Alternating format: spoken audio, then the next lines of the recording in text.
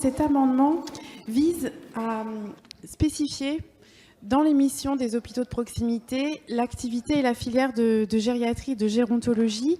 Le détail a été très bien élaboré dans les missions qui ont été rajoutées récemment. Cependant, il me manque à ma connaissance vraiment cette filière de gériatrie qui va faire partie des principales missions, selon moi, des hôpitaux de proximité. On sait que la population vieillit, la longévité va augmenter les pathologies chroniques et nous savons que l'hôpital de demain va devoir répondre à cette prise en compte du vieillissement et il me semble vraiment important de le spécifier et de le notifier dans le texte. Contrairement à notre collègue Monsieur Brindaud, je souhaitais intervenir sur cet article 10 parce que je trouve qu'il est vraiment très intéressant et vient en complémentarité finalement de l'article 8 concernant les hôpitaux de proximité. Les groupements hospitaliers de territoire vont permettre un vrai maillage territorial et une vraie cohérence dans les filières de soins, dans les filières médicales. Au travers de cet article, la création d'une commission médicale de groupement dans chaque GHT avec une élaboration et une mise en œuvre de la stratégie médicale va permettre de davantage s'affirmer. Je pense que les hôpitaux ne doivent pas être en concurrence. Aussi, passer par une meilleure dynamique des projets médicaux avec des vraies coopérations des médecins sur un même territoire est extrêmement promoteur. Et également sur les filières de ressources humaines. Autant il paraît déjà aberrant que les hôpitaux puissent être concurrents sur des filières de santé. Au sein d'un même statut. Mais alors là, pour le coup, sur des recrutements RH, sur les compétences où on arrive à se mettre en concurrence, il est bien plus logique et optimal de favoriser une coopération pour pallier aux difficultés en recrutement et en ressources humaines, et cela tant sur le volet médical que sur le volet paramédical.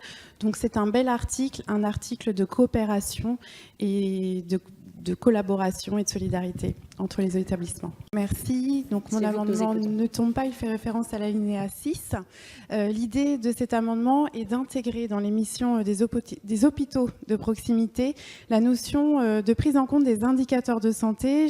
Nous en avons parlé hier, notamment sur les orientations que pourrait prendre un PTS. Il me semble important aussi que les hôpitaux de proximité puissent répondre à une problématique de santé de territoire. Je pense par exemple sur certains territoires où les consommations d'alcool sont excessives et il me paraîtrait important que ces missions puissent par exemple intégrer des consultations avancées d'addictologie pour répondre à cette problématique. Ceci est un exemple bien évidemment. Voilà, les indicateurs de santé me semblent nécessaires pour structurer aussi l'offre de premier recours. Madame Dufeu-Schubert, nous vous écoutons pour le 1252. Merci Madame la Présidente. Cet amendement porte sur les e-cigarettes et le vapotage. Vous connaissez mon engagement sur la prévention et la lutte contre les addictions. On constate actuellement en France une montée assez exponentielle du nombre de e-cigarettes vendues et des systèmes de vapotage. Alors cela est une bonne chose puisque les personnes qui se dirigent vers ce type de système ont pour la plupart une intention d'arrêter de fumer. Cependant, le développement des e-cigarettes a un marketing qui s'adresse essentiellement aux jeunes consommateurs et surtout aux nouveaux consommateurs. C'est ce qui se passe aux États-Unis en ce moment. On voit le même phénomène arriver en France et ils ont un marketing qui vraiment attire beaucoup les jeunes avec des concentrations en nicotine extrêmement importantes. Et donc, pour préserver les nouveaux consommateurs qui n'étaient pas du tout fumeurs avant, cet amendement vise à écrire dans la loi la mise en conformité avec le règlement européen et donc à plafonner la teneur en nicotine des e-cigarettes à 20 mg par millilitre.